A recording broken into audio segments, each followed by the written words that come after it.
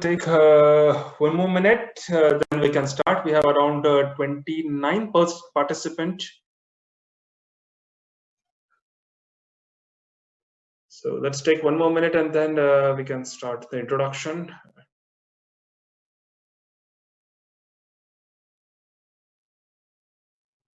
So let me browse who all have participated.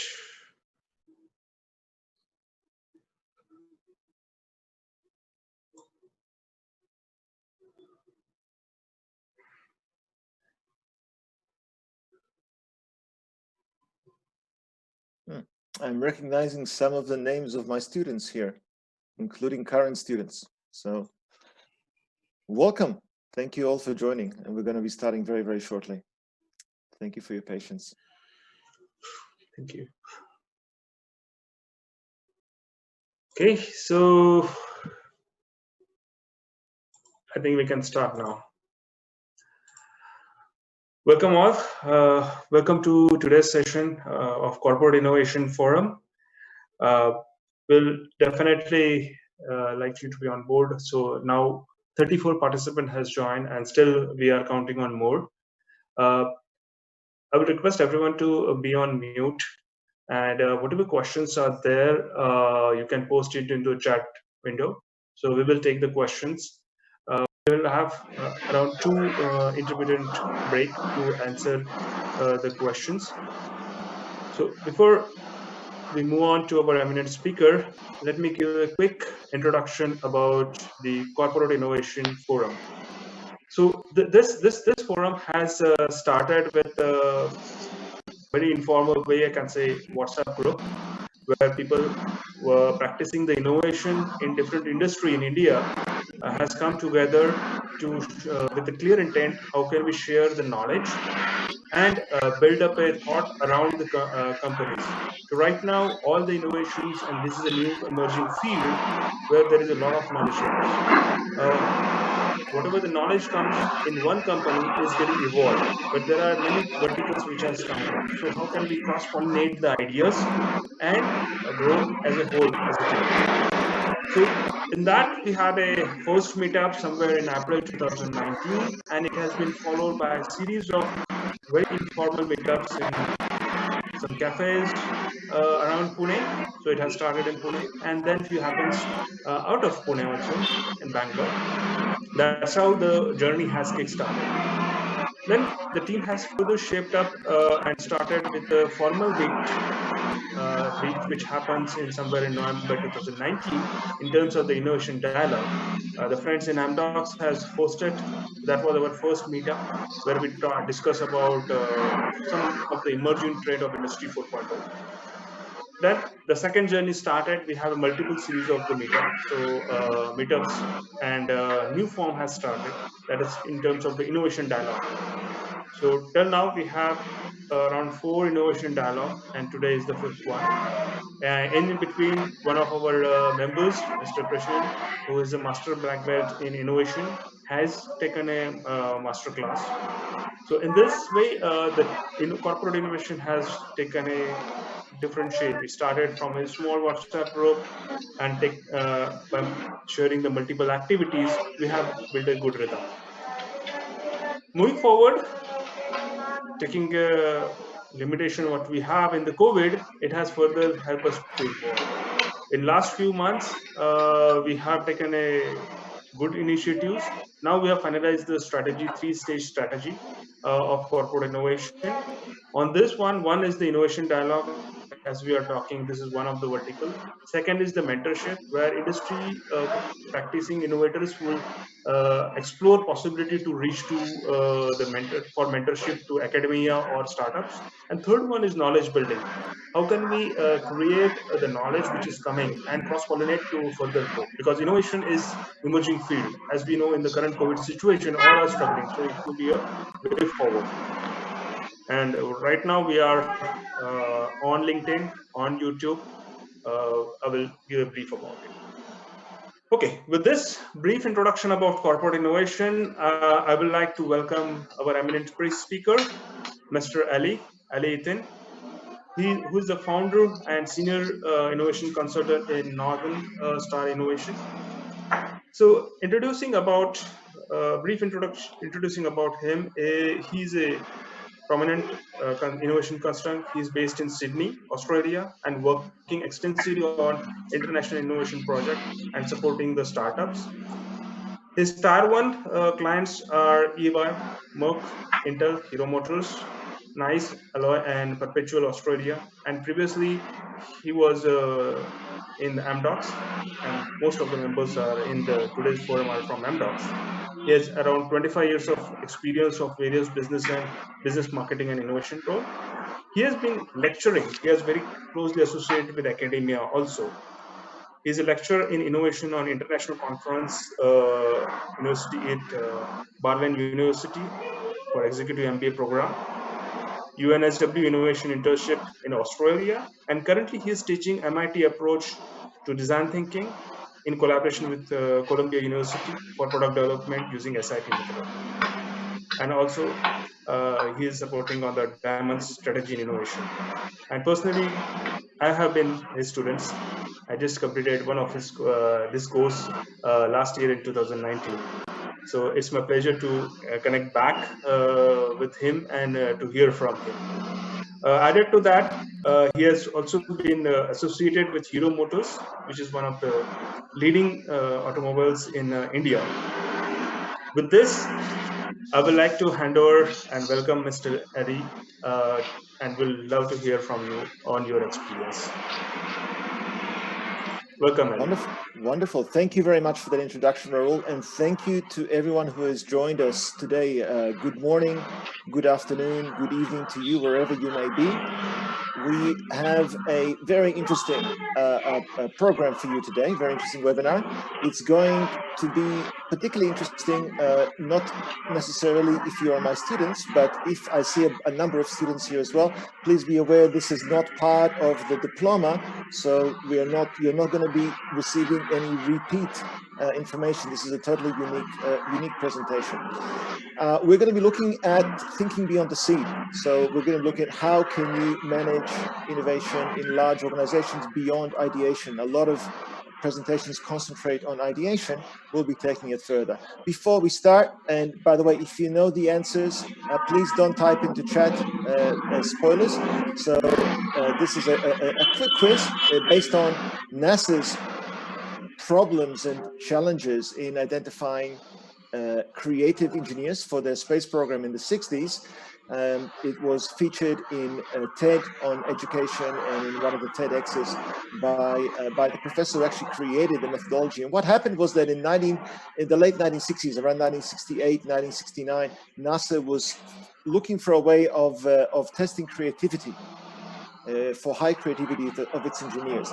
But that's not the interesting part of the story. The interesting part of the story is that the professor who came up with this testing system for high creativity then went and said, let's apply it to children. And let's see how children's creativity changes over time. So he started with 1,600 children aged 3 to 5 years old. And I'm going to ask you, because we don't have a Q&A feature, I'm going to ask you to type your answers into chat. So you are very welcome to. And if you have any questions, type them into chat. And I understood from Raul and his team that they'll be grabbing the questions and reading them back to us for the purpose of Q&A during the 2 Q&A breaks that we will have, probably around the middle and around the end as well. Any thoughts about what was the percentage of high creativity at children aged 3 to 5? Vikas is saying 100%. Nilesh is saying 100%. Okay, please don't be afraid to be wrong. There's nothing wrong with being wrong. Most important thing is to make an effort and to participate and get engaged. So everyone is saying 100. You're all very, very close. It was actually 98%, which is pretty much everybody. He went then back at the age of 10 to the same 1,600 kids, plus or minus. Any ideas of what we're looking at in terms of high creativity at the age of 10? So Daniel is saying 30, I'm getting 80s, 90s. So good, it's good to see people are optimistic. You may be shocked with this figure. It actually did fall down to 30%. So maybe Daniel, you knew the answer already, or maybe you just got it spot on. So if you did, well done. At the age of 15, and I warn you, it doesn't get better. There is no V or U shape. This is not flattening the curve. This is a curve that flattens by itself. 25%, that's still optimistic. It went down to 12%. And guess what? At adulthood, when those kids were hit the 18-year-old group, it fell down to a mere, so we're getting less than 5%, 3%, 5%. So you guys are still optimistic. It fell down to a mere 2%. So this is very interesting. You can find out more about this specific set of, the specific study in the TEDx of the professor who came out with the study. His name is George Land. He called it the failure of success. And his conclusion was that we learn how to become non-creative.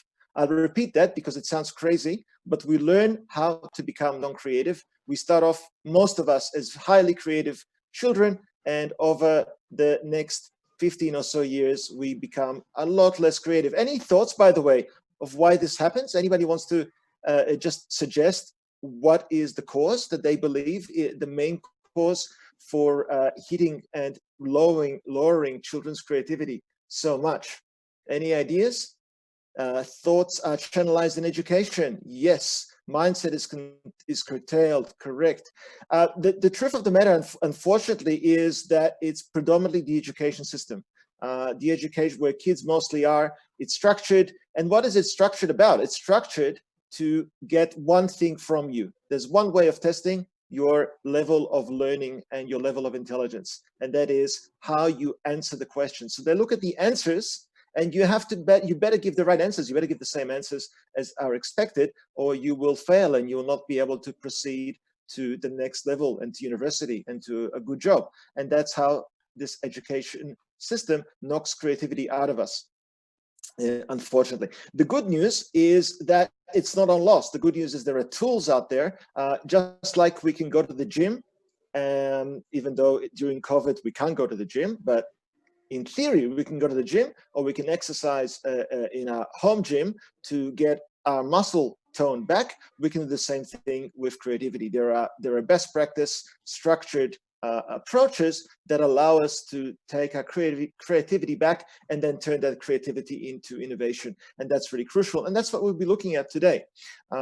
So just a quick few words. I know Rahul gave me a great introduction, but just to give you a visual introduction, I was managing innovation at Amdocs for over 5 years in a role that really was a dream role for me at the time, allowing me to manage strategic innovation, to create innovation plans, to consult both internally to Amdocs managers and heads of departments, and externally to Amdocs Tier 1 telecommunication and finance clients as well. So that was a fascinating time, both in doing strategic and hands-on tactical innovation. And when I left, since I left a few years ago, about it would have been a good 4 years ago now, I have been consulting to, as Raul said, to various Tier 1 corporations and running workshops and training. You can see some of the companies I worked at, and of course I love to teach. So I've been teaching innovation. I had a chance to teach it to a number of universities, and as Raul said, I teach courses from Ivy League schools like Columbia, Dartmouth, and at MIT.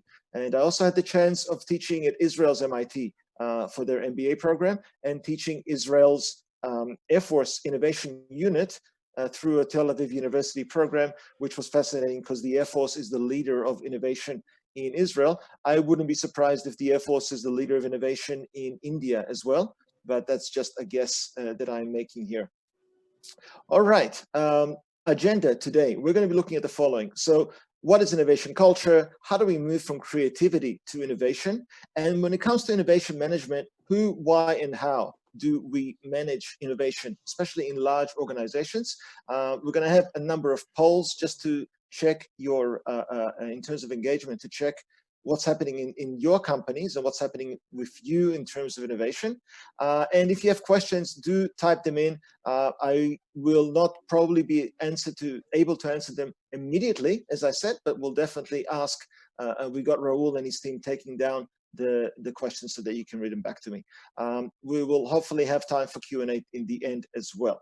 And that's our beginning point. So little story, if you're probably familiar with this, you may be familiar with this if you're from MDocs, because in MDocs they use this in innovation workshops and training. But the story of the three monkeys, where three hungry chimpanzees are taken into a room, bananas are tied from the ceiling, a ladder is presented, and when they try to climb the ladder, they get punished. In some stories, it's via electric shock. In other stories, it's via a large, powerful stream of water. But either way, the most important thing to remember here is that they are collectively punished. So anytime anyone tries to go and reach for the bananas, all the chimpanzees get punished. And then one by one, they're taken out, replaced by other chimpanzees. I am speeding up the story a little bit. You can find it on the net, of course. But the point is that after these replacements, we have a situation where any new chimpanzee that joins the group and tries to go for the bananas, they're immediately punished, but not by the humans, they're punished by the chimpanzees.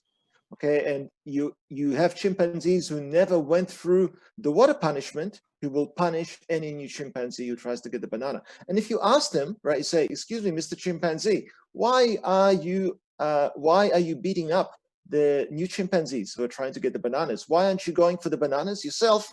And why would you stop anyone from taking them?" And the answer is, well, that's just the way things are around here. This is really a culture that's developed, and people have forgotten the reason. Nobody even knows what the original punishment is. This means you can actually take away the technician who's operating the shock, or who's splashing the chimpanzees with the water. You can take him or her away. They're not needed anymore because a culture has been set. And unfortunately, we see that in companies where there is a very fast rejection of any new ideas. The not invented here culture is very strong, and people are not encouraged to be innovative. We're going to talk about how to get around that culture and create a culture of innovation. So let's make some quick definitions before we start. Creativity versus innovation. There's a bunch of definitions for creativity. I like this one from Nobel Prize winner Albert Szent-Györgyi. His Nobel Prize was in physiology and medicine. And anybody knows what he got it from? What he's got his Nobel Prize for? I think if you're from MDocs, you probably may know this. But if you don't, it is for the invention for the formula of vitamin C. He said the following. He said, creativity is looking at what everyone else is looking at, but being able to think of something different from everyone else. And that's great. But let's move from there to innovation. So we have a great idea, and we saying that's not enough. Would any of you like to type into chat? What do you think is necessary apart from having a creative idea? What's the next step? How do I move from creativity to innovation? So we said idea is a good start. A great idea is a good start, but I need implementation. Wonderful, thank you. That's what I was looking for, implementation. So we have to implement. And then what do I need after implementation? Is it enough that I implement?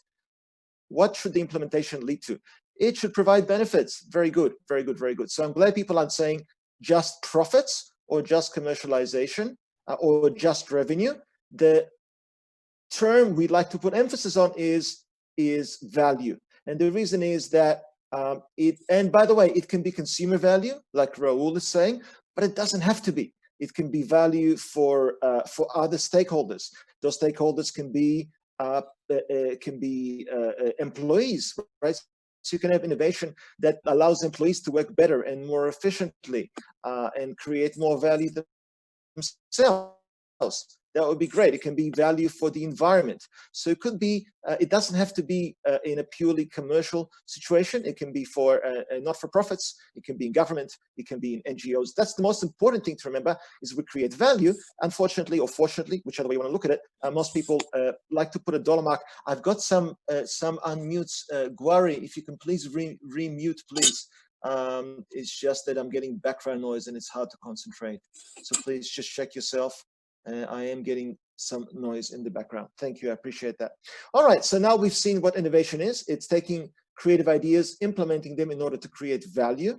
And now let's have a look at why we do innovation management. So as I said, I currently consult to innovation companies, and what we see constantly is that a lot of companies actually have a built-in system that rejects internal innovation.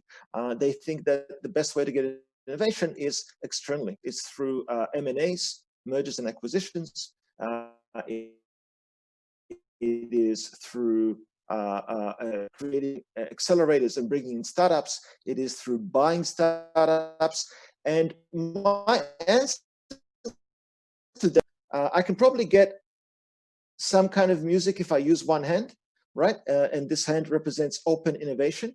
But if I want to get a real concerto, if I want to get a powerful piece of music to be played, or a powerful jazz, I will want to use both hands. And that other hand is internal innovation. So in innovation management, I'm going to concentrate today on internal innovation management. I'm not going to talk about open innovation or how we scout and do due diligence on external startups. What I'll talk about is how do we create those internal startups? How do we create a culture that allows us to create that? Okay, and so if we do that, and it's, by the way, it's not an easy thing. As I see from my customers who struggled with it because mainly they didn't use best practices until they realized that they need to, and they got experts who explained to them that they need to use best practices, and they had a bunch of innovation barriers. For example, a lot of middle managers were threatened by innovation, were threatened by employees coming and saying to them, now, I don't know if this happened to you, as when you came up to a manager and said during your career, most of you are probably managers now, but during your career, if you came up to a manager and you saw something that could be done better, or you saw a business opportunity for the company, or a great way to save costs, can you put a smiley face? I like smiley face instead of yes. Can you put a smiley face as if this has happened to you, that you've gone to your manager and said, I've got this great idea, and instead of them being supportive and saying, hey, that's great, I'm going to give you the opportunity to do it, what they said is, come back later, or we don't have time now, or just do your job, or don't stop wasting my time.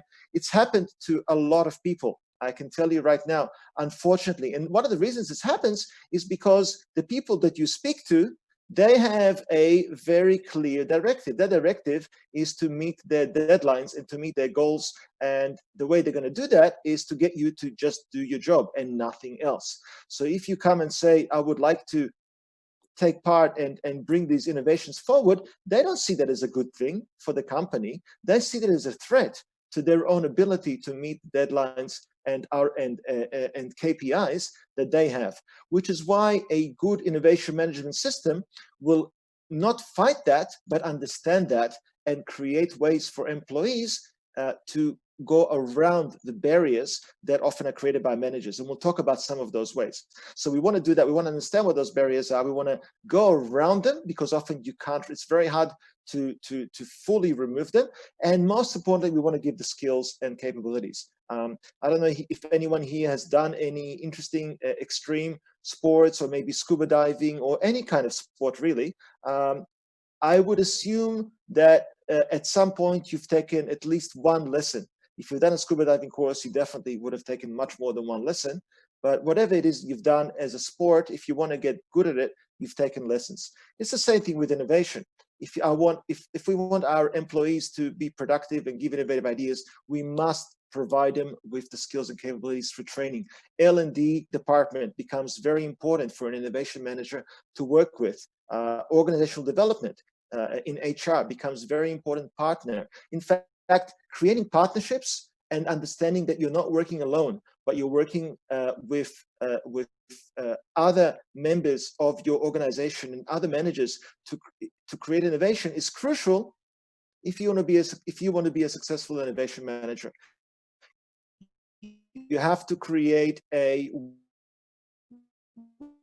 win-win situation and involve managers in organization that are relevant as possible, and make it a win-win for them, and make sure you're not fighting this by yourself. Because if you try and create innovation as one person in a company, you're going to find it very, very hard without collaboration from your manager colleagues. Okay, and we want to encourage it at the local level so that it can be global. That means that innovation shouldn't just exist at corporate headquarters. It needs to exist at every branch. It needs to exist at wherever employees are. It counts, needs to be there. And finally, recognition and reward. We'll talk about that. Super important. You got to recognize and reward innovation in your company, in your organization. And often we see that recognition, if done correctly, is even more powerful and more effective than just reward. And we can talk about that as well. All right. If we can please have Akshay, the first poll. And the first poll up, it's asking you, I want to see how many of you in your company have a dedicated innovation manager that's dedicated to that role. So please hit the poll and click either yes or no, depending on whether you have a dedicated innovation manager. I know there's a lot of people from Amdocs, and Amdocs has a dedicated innovation manager. So the fact that there's a lot of Amdocs managers here will probably sway the results a little bit, because normally I get a maybe 10-20% at most. But it's interesting. What did we get? We got 48-52, where it got 60% of the vote. People vote. It looks like it's about 50-50 split, and that's with a lot of Amdocs people here as well. So that says to me that even with this, let's say, not a typical audience that we have, then even for those people, you can see more than half do not have a dedicated innovation manager in the company. Okay, we can add that and move on. The point of that is, here we go. Let's share the results. Okay, so we can see that the no's is still greater than the yes, and that is not surprising, right? Because a lot of companies, they don't understand that you need to have a dedicated full-time innovation manager with an innovation team if you want innovation to succeed in the company. It can't be a part-time job. It's got to be funded. It's got to be something that the company supports, and this is what happened at Amdocs. Amdocs is great at supporting and creating this innovation management role, and this is what I do with my clients as well. I help them create innovation managers, and I help mentor innovation managers. So one of the things that may surprise you is that when we ask who should be involved in innovation, the answer is actually everybody. So it used to be about 10-15 years ago, the thought was we should only work with people who are, we should look for the geniuses, right? This is how what the thought was. Let's find the creative geniuses in the company, and they will save the day. They will come out with the best ideas.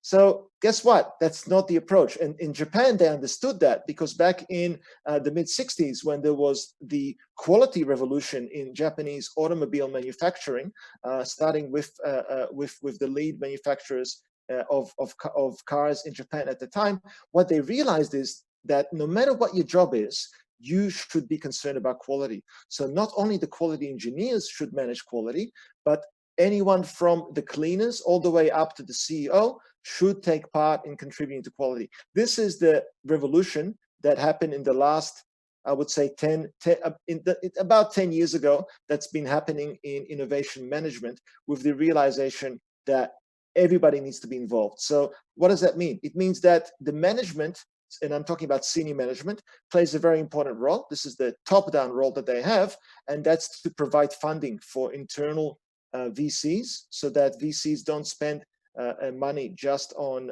this is venture capital funds, by the way, just on buying an M&A, buying startups, but you have an internal venture capital fund to develop innovation. But the ideas, the grassroots ideas have to come from people who are in the field, who are customer facing, who are on the production line, who are the software designers, who are the post-sales engineers, the pre-sales engineers, the mechanics, the customer service representatives. They are the ones who have a much better understanding of what is actually happening with the company, and we look to them to provide bottom-up ideas. And of course, to make sure that all this works, that's where the innovation manager and the innovation management team comes in to manage this process and ensure that it uses best practices to coordinate everyone. I'm going to not spend too much time on this. So obviously, it will help us if we create a good innovative culture in the company. It will help us increase revenues. I think that's pretty self-evident. It will help us decrease costs, reach time to market faster, increase productivity, and most importantly, this is one of the benefits that is often people forget about, is it will help in attracting and retaining the most creative and motivated employees. You will find companies where there are creative, motivated employees who want to contribute to innovation, but don't have the opportunity because they're constantly blocked by various incorrect processes and bad management of the company. They will leave. Then they're not going to stay at a company where they can't fulfill their innovative desires. So what are we saying? We're saying ideas are not enough, and you need the fertile earth to grow. So what we're going to do right now is take a quick break for 5 minutes for questions. And after we come back from, it's not a break, it just means that I will be answering questions and not presenting. It's what I meant. And what I want to do is come back and speak to you afterwards about infrastructure. What is the infrastructure that you need to create innovation in your system? So Akshay, how are we doing this? How do we, have there been any questions? I guess I didn't see any questions being asked. So are there any questions, or am I right in saying that no one has asked anything yet? Yeah, I do not see any questions as of now. Okay, all right, fair enough. So either everything is absolutely clear to everybody, or you've forgotten that you can ask questions. So I'm going to continue. Please note that you can ask questions, and Akshay and Raul and his team will capture those questions. Okay, there is a question here. Let's see if we can answer a few before we move on. Prashant is asking, what would be the focus of innovation in getting a solution, or what should be the focus of innovation in getting a solution or identifying opportunities? So great question, Prashant. One of the first things that we learn when we learn the innovation diploma that I teach is that innovation should focus, ironically, it should start not with solutions. It should start instead with challenges. It should start with trying to understand what are the problems and the challenges. A lot of people jump to solutions and think solution is the starting point. This is actually a novice mistake, a mistake that newbies make in innovation management, because they come with their own preconceived understanding of what the market is all about, what the products, are you guys familiar with the business model canvas? I'm just going to put the BMC, business model canvas. So if anyone is wonderful, so if you're familiar with that, you will know it's split into 9 areas, including a unique value proposition, including customers, sales channels, etc. And what you should do is identify challenges so that you can answer innovation and create solutions, and don't start with solutions. So the focus really should be on challenges and on problems, and then the process of design thinking, the process of SIT, the process of ideation and incubation will lead you to be able to identify and prioritize which potential solutions should be green lighted and taken further.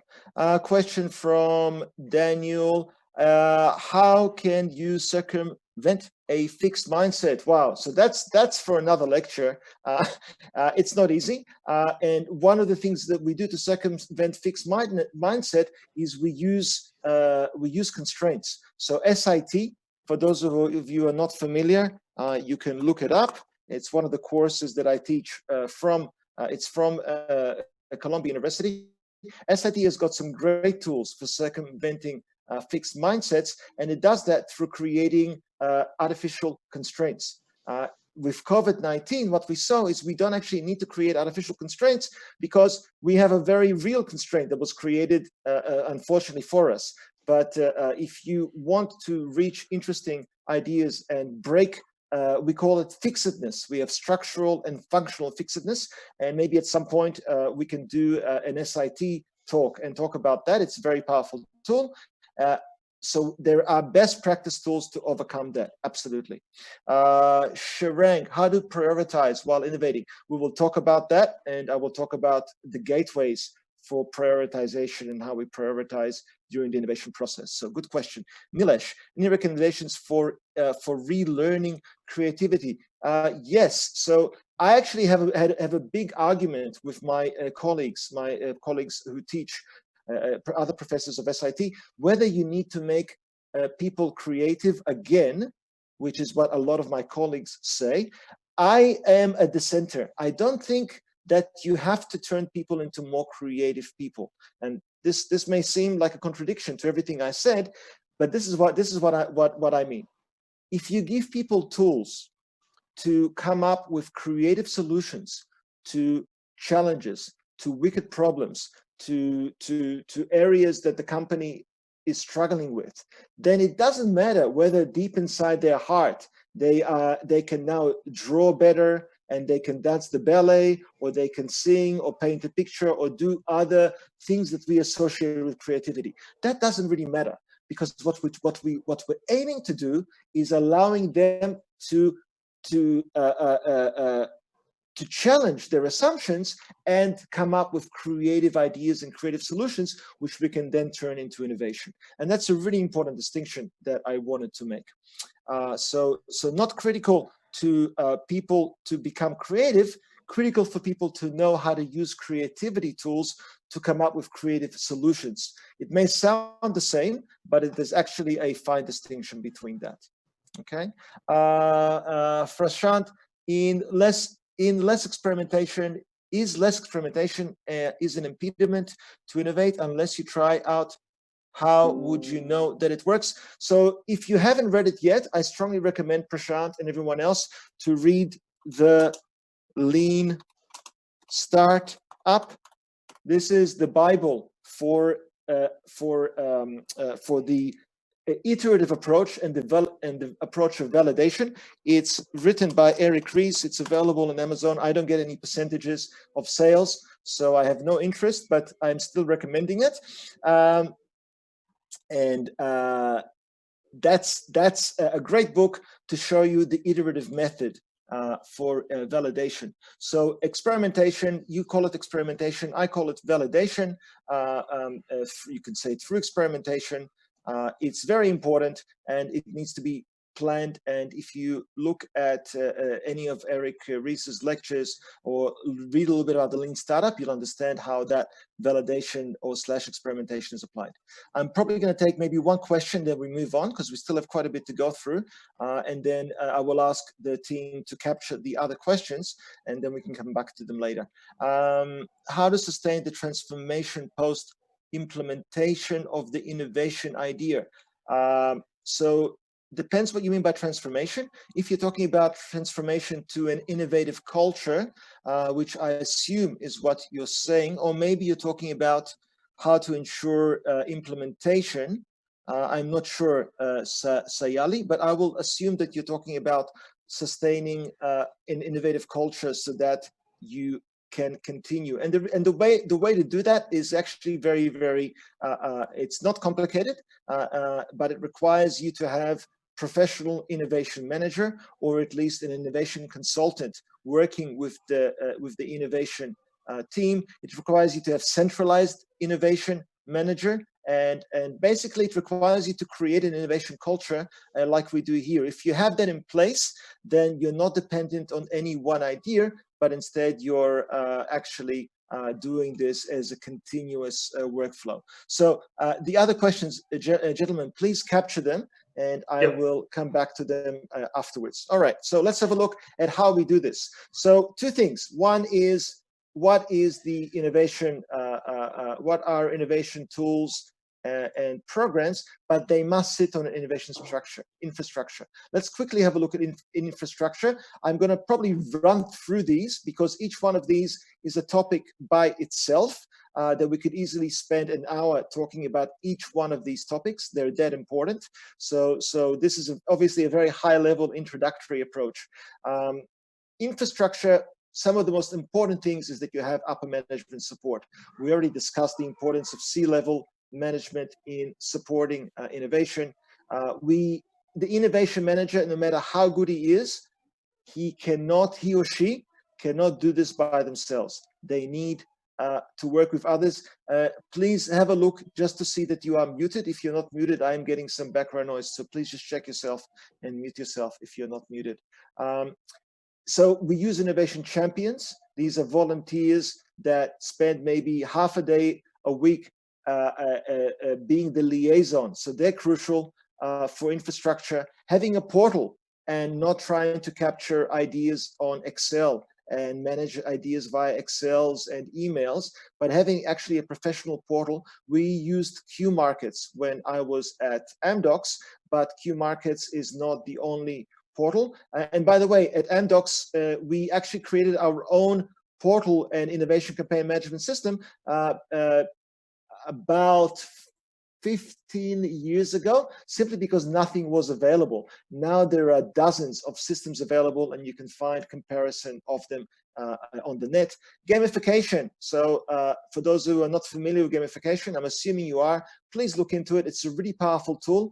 We use it in innovation infrastructure to give points for people that do things that we want them to do in terms of innovation, particularly participating in innovation activities and giving innovation ideas. And you don't have to give ideas. You can volunteer, for example, to be someone who looks at ideas and gives feedback based on your SME, based on your subject matter expertise. And of course, training and enrichment is crucial as well.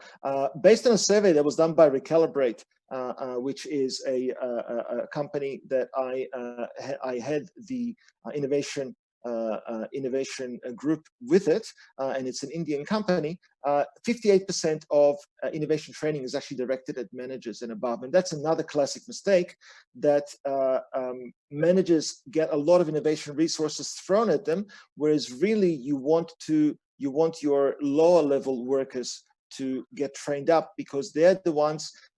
Doesn't mean managers shouldn't get trained. Of course, managers should get trained, but you cannot neglect your middle and lower level workers, because they're the ones who they're out there and they see things that managers do not see, and they can really contribute to innovative change. You can see in this slide, I'm not going to go through every role, but you can see in terms of best practice what a innovation team looks like. This is based on the team that I was part of in Amdocs, and you can see it includes an innovation VP that ends up reporting to either CTO or to a C-level position.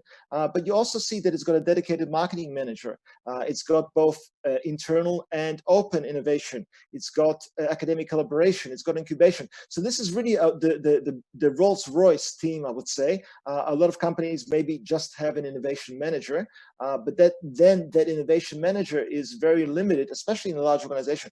Amdocs is around 26,000.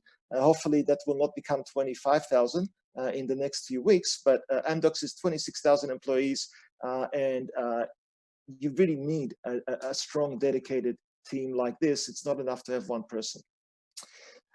Another mistake that's made often is that the wrong things are measured. A lot of organizations only look at output. They look at revenue, at ROI. This is a big mistake. In output, we should look at employee satisfaction surveys for innovation, at customer satisfaction surveys for innovation, at patents. We should look at inputs, at how many people are getting trained, at processes, at what is the speed of going to innovation. So all of those become absolutely crucial.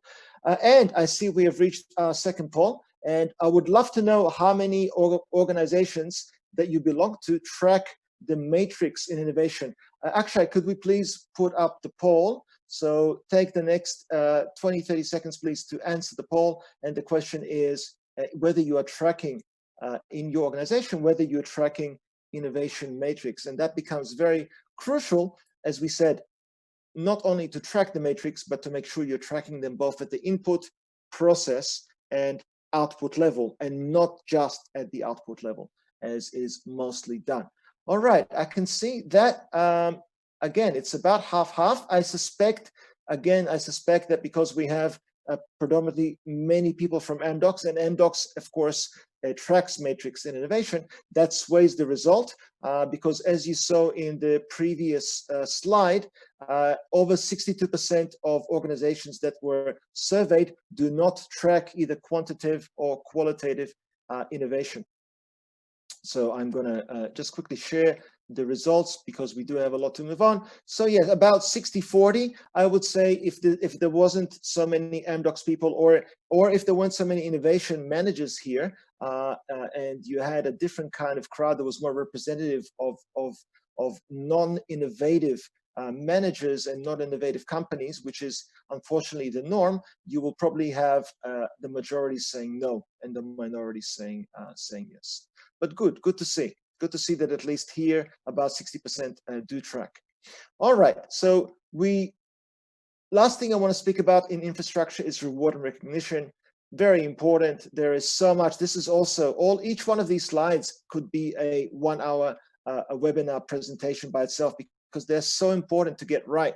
And without going into each one of these points, I would say creating a situation where employees are not afraid to fail, where they are rewarded and not punished for failure. Of course, assuming that the failure is not due to incompetence. Normally it's not. Normally it's due to market forces and other factors. So creating a safe environment for employees to contribute to innovation becomes really important. And of course, communicating and recognizing innovation heroes is very, very important. And the recognition is actually more important than the reward.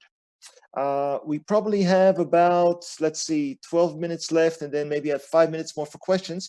I'm going to take you through now some of the tools. So if you thought of the ground as being the fertile earth that represents infrastructure, we now want to grow our seed. By the way, if you're interested, I have a white paper called Think Beyond the Seed. After this lecture, after this webinar, you are more than invited to look it up you can Google it, and anybody who wants to connect with me on LinkedIn, of course, you're more than welcome to connect with me on LinkedIn if we're not already connected. So let's have a quick look at some of the tools that we use. Think of this as the way that we grow the plants and in our fertile earth of innovation infrastructure. Okay, so ideation you should all be familiar with. My only big point that I want to make, main big point I want to make here is unfacilitated brainstorming is probably the worst thing you can do. So just using brainstorming and asking everybody just to think of whatever they want and be creative and open their minds, and no constraints on resources, no constraints on time, leads to disastrous results. If you're going to do brainstorming, if you're going to do ideation, it needs to be facilitated by professionals who know how to do that. Otherwise, your results will be very shallow, and there's a whole bunch of rules in running ideation. For example, you don't want senior management involved in ideation. And I see Akshay has published the link to my LinkedIn. Wonderful. You can find the article inside my LinkedIn published articles. You can also find it directly amongst other articles. You can find it on my articles. You can find it on Google as well, and white papers. All right, so ideation, we move from challenge to green lighting of an idea. And the most important thing here is to use tools that are proven best practice tools for ideation. Okay, so that includes SIT tool, that includes tools within the design thinking toolbox, that includes a number of multiple tools, and I mentioned some of these in the article. And what you're trying to achieve, if you look here, is you're trying to move in a funnel and have a constant funnel where you're constantly feeding ideas into the funnel and taking those ideas through various gateways. The MIT gateway, for those who are my students or former students will remember. Anybody here of my former students remember what the 3 gateways for MIT are? I hope you remember them. This is the crucial aspect that we learned in design thinking. What are the 3 things you want to achieve in design thinking? Maybe, I don't know, maybe have you forgotten already? So I'll give you is it real? Fantastic, that's the first one. So is there a real need? What's the second, design thinking? Is it worth it? Thank you, Daniel. Daniel, you're being a star. Is it worth it? In other words, is it financially viable, and can we win it? It's actually real win worth it. So you got the order, not precise, but that's okay. You got the 3. Is there a real need? Can we create it and beat the competition? And is it going to be financially viable as well? Very good. That's very much relates to the gateways that we are testing ideas from. So what we want to do is I want to make sure that ideas are constantly coming into the funnel. Thank you, by the way, for that, Daniel. Ideas are coming into the funnel, and then they are whittled down into a short and shorter and shorter list based on these gateways. And a quick word I want to say here about democracy. Be careful of too much democracy. I know that sounds bad, especially with what we're seeing in Hong Kong and what we're seeing in other parts of the world. But in innovation, you shouldn't have too much democracy. There should be just enough. What do I mean by democracy? I mean, how much power do you give to employees to decide which ideas should move through the funnel and get green lighted? Anybody wants just to throw a number of what they think the percentage is of power that employees should have compared to subject matter experts and people who really understand what the challenge is and what the solutions are? Anyone wants to throw a percentage of how much power to give employees to keep their buy-in? Not 100%. So Ramesh, that's optimistic, but definitely not 100%. If you give employees 100% of the power, it will become political. They will simply vote for their friends. The answer is actually between 20 and 30%. So Zoha, you are spot on. 25% is a good estimate. Between 20 to 30% is good because it keeps your employees with a buy-in. They're part of the process, but they don't have the majority say. And you don't want them to have the majority say, not because we're evil, not because we're dictatorial, but because we want the gateways to be judged by professionals. So for example, the financial gateway should be judged by people who understand finances and net present value and return on investment. The win gateway should be judged by people who understand the technical side. The needs gateway should be judged by people who understand the marketing and sales side. Okay, so it becomes very important to get that right. Some other programs we employ, I've actually spoken about this already, is design thinking. This has really become a must-have knowledge. If you have not done a design thinking course yet, or you have no experience in that, please get that as quickly as possible under your resume, because it's absolutely crucial tool today for anyone doing innovation. You must know design thinking, and you must know the tools, the different tools inside design thinking. And then I would say SIT, it's the flip side of the coin of design thinking. So actually SIT gets you ideas very, very quickly, but then you have to go through and validate and check them. Design thinking takes a lot more time, but that's because the validation and iteration of that validation is already built in.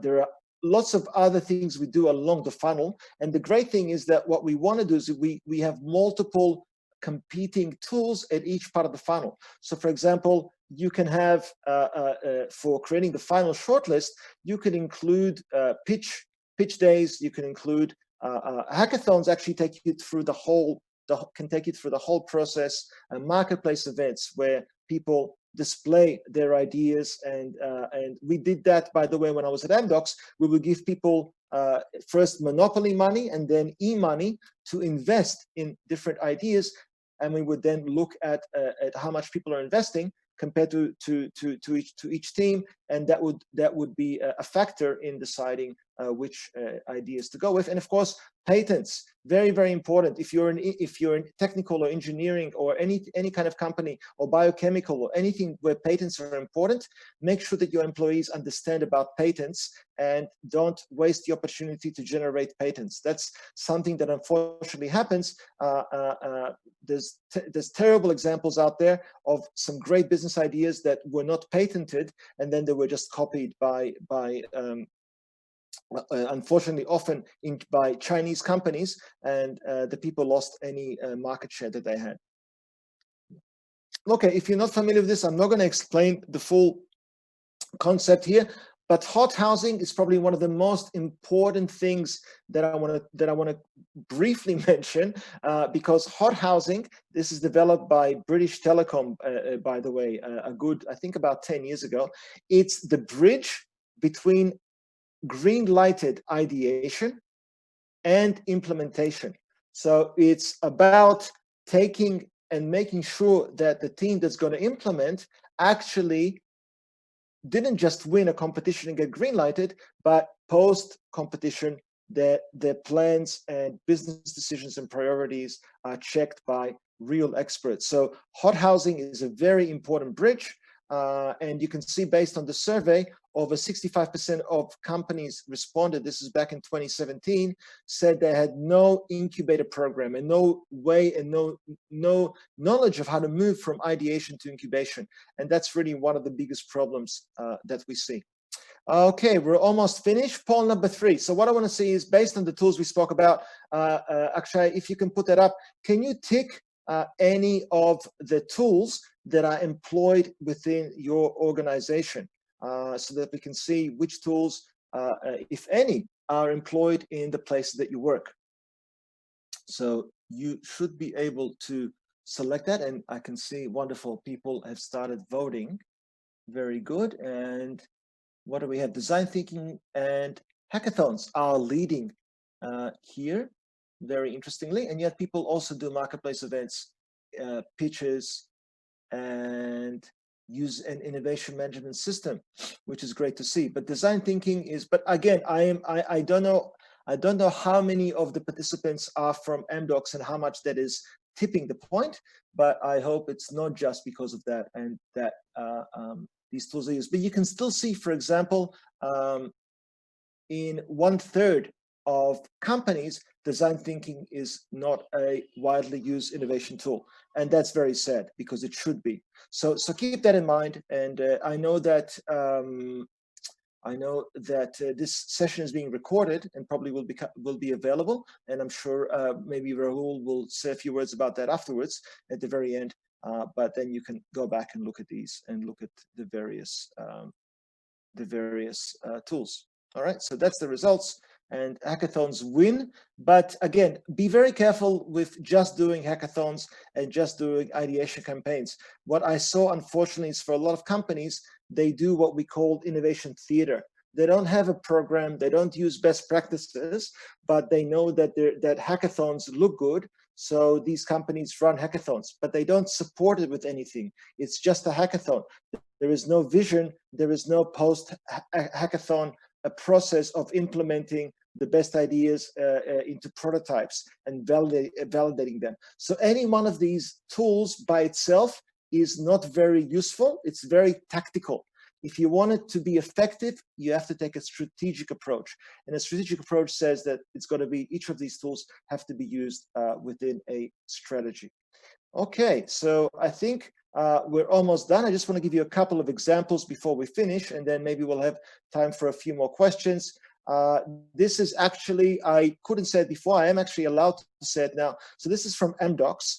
MDocs is a large high-tech company. What I want to illustrate with this example is that the idea that ended up saving millions of dollars for MDocs was actually not a new product or new features for a product. It was an internal tool based on a ideation campaign looking for internal tools, and it shortened the time that it takes to implement software for customers by 60%. Now, the great thing about that is that it reduced, not only reduced the cost for implementation, but it also saved MDocs millions of dollars in SLA penalties. SLA stands for service level agreements. So by being able to meet deadlines and SLA deadlines much earlier, MDocs actually save millions of dollars just from an internal tool.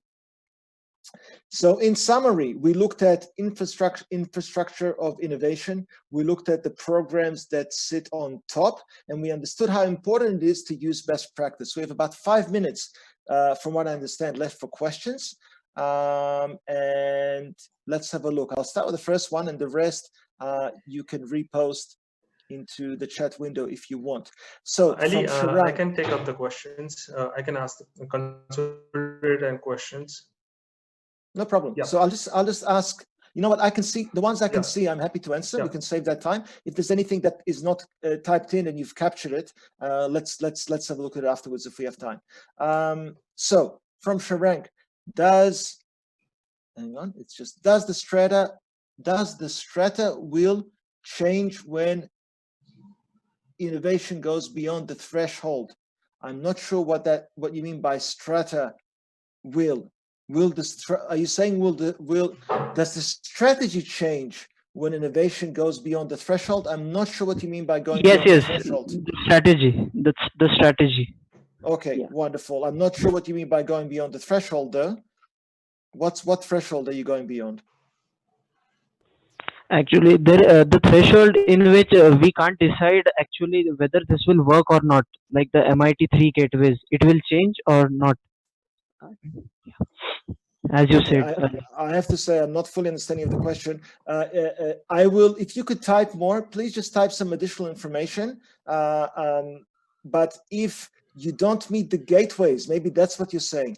If you don't meet the gateways for an idea, that idea will probably not get prototyped. So it's not that the strategy changes. It's specific ideas will not move forward. That may change the strategy. It may not. It depends on whether the ideas were tactical ideas, tactical or strategic ideas.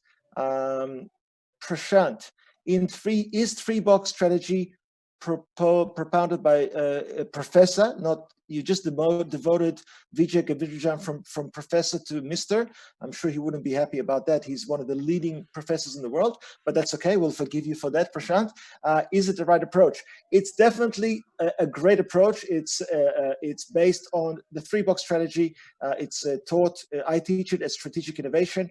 It's got I have a lot of respect for the professor, and it's definitely a great blueprint for strategic innovation. So if you read that, if you read the three-box, it's great for understanding how to move beyond ideation into implementation. What is idea crowdsourcing campaign?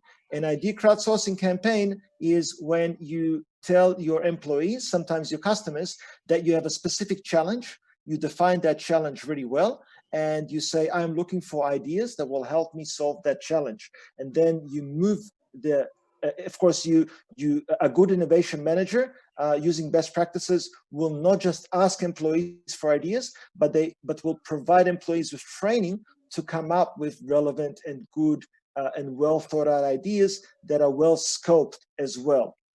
So that's what an ideation campaign is, or an idea crowdsourcing campaign. Swapnil, can I get a recording, please? Yes, you can. And I'm sure Raul will mention that. I am going to finish up in the next couple of minutes. How do we measure innovation? So that's one of the slides, and we did talk about that. So just to summarize, in case you missed that, we measure it by looking at inputs, at processes, and at outputs.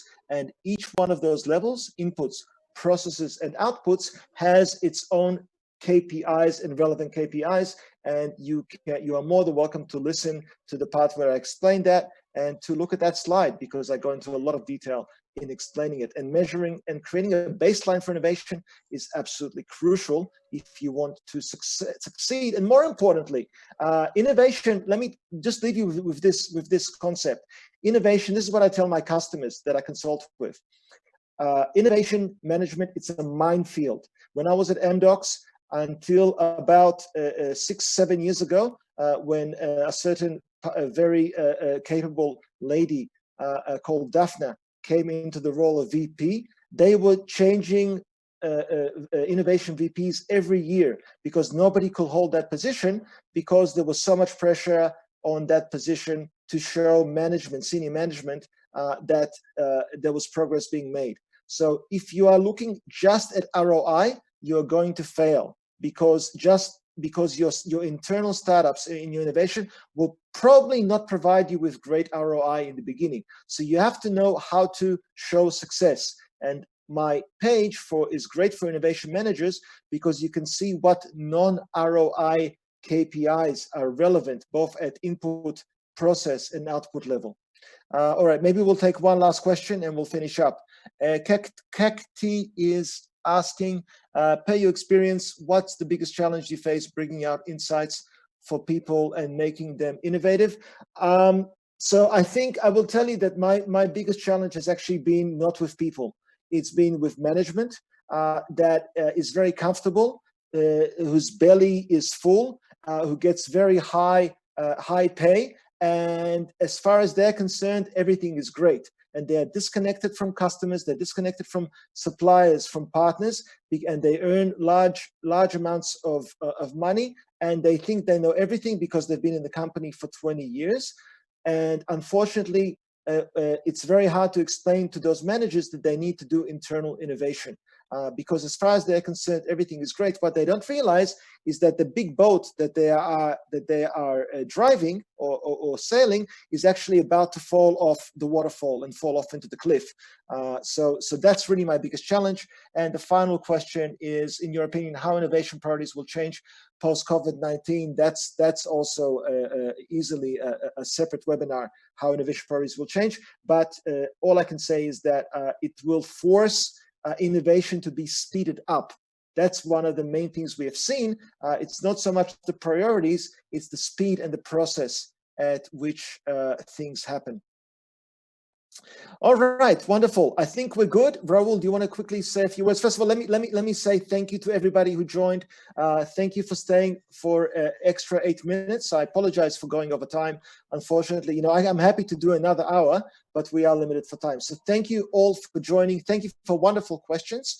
And you are all welcome to connect with me on LinkedIn.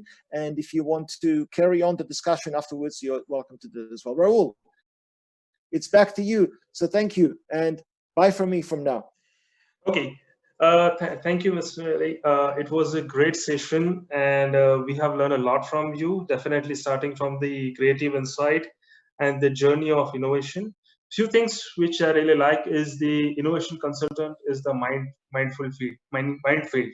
Okay, it's like a big Pandora box for everyone. It's like a very less knowledge is there in that area, and there is a lot more to explore. So definitely it will be great insight. So this sessions is available on the YouTube on the Corporate Innovation Forum. So we'll share the link post this one. And just as a closing remark, now this forum is having the people from different companies. I just created a word cloud of people practicing innovators from the different companies who are part of this forum. Still, if the new people has come, they can connect with us on the link email address or on LinkedIn Corporate Innovation Forum, or we will share the email post this sessions. So with this, I'd like to thank everyone for your time. It was a pleasure you being in this forum and listening.